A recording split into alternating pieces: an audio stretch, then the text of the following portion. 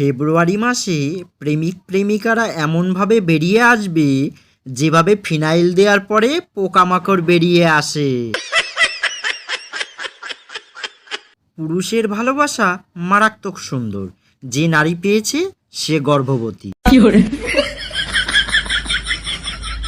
ভালোবাসা খুঁজতে বেরিয়েছিলাম, রাস্তায় সরস্বতী পুজোর খিচুড়ি দিচ্ছিল, খেয়ে বাড়ি চলে এসেছি। গার্লফ্রেন্ডকে বউ ভাবছো? ভাবো ভাবো, আমিও আগে লাল চা কাচের গ্লাসে ঢেলে মদ ভেবে খেয়ে নিজেকে মাতাল ভাবতাম।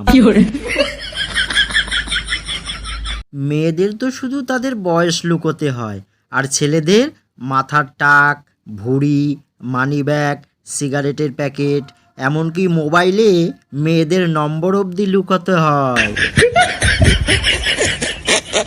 সকালে স্ত্রীকে 1000 টাকা দিয়ে রাত্রে হিসাব চান, তাহলে বুঝবেন দুর্নীতি শুধু নেতারাই করে না।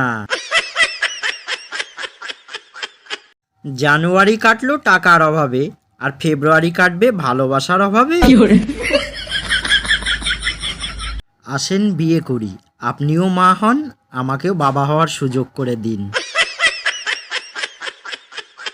কেউ একজন ডাক্তারকে জিজ্ঞেস করলো, বাচ্চা দুষ্টু হয় কেন?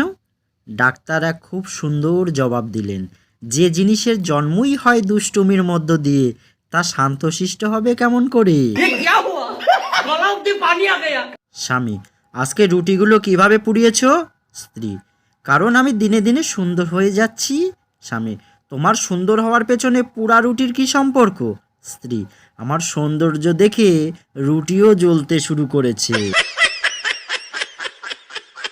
আগেকার দিনে বাড়িতে কিছু স্পেশাল রান্না হলে ভগবানকে দেয়া হতো, আর এখন ফেসবুক আর ইনস্টাগ্রামে দেওয়া হয়। সবাই প্রেমে পড়ে, ভালোবাসায় পড়ে, আর আমি খালি ঝামেলা বিপদ এসবেই পড়ি। বিবাহিত জীবনে সুখী থাকার দুটো মন্ত্র, যখন বউ কথা বলবে তখন চুপচাপ থাকুন, যখন যদি বউ চুপচাপ থাকে তখন ভুলেও কিছু বলতে যাবেন না। 7ই ফেব্রুয়ারি থেকে 14ই ফেব্রুয়ারি পর্যন্ত আমাদের লকডাউন চাই, কারণ আমরা তো আর ভ্যালেন্টাইন পালন করতে পারি না। যারা পালন করে তাদের দেখে আমাদের কষ্ট হয়। মেয়েরা বমি করলে সুখবর, আর ছেলেরা বমি করলে শালা আজকে আবার গলা ভর্তি মদ গিলেছে। আমার প্রিয় ইউটিউব পরিবারের সদস্য সবাইকে জানাই বাংলা হাসির ভাণ্ডারের পক্ষ থেকে অসংখ্য ধন্যবাদ।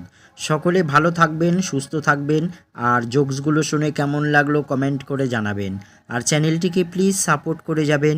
যারা এখনও পর্যন্ত সাবস্ক্রাইব করেননি প্লিজ সাবস্ক্রাইব করে দেবেন। আজকে এই পর্যন্ত রাখছি, ধন্যবাদ সবাইকে।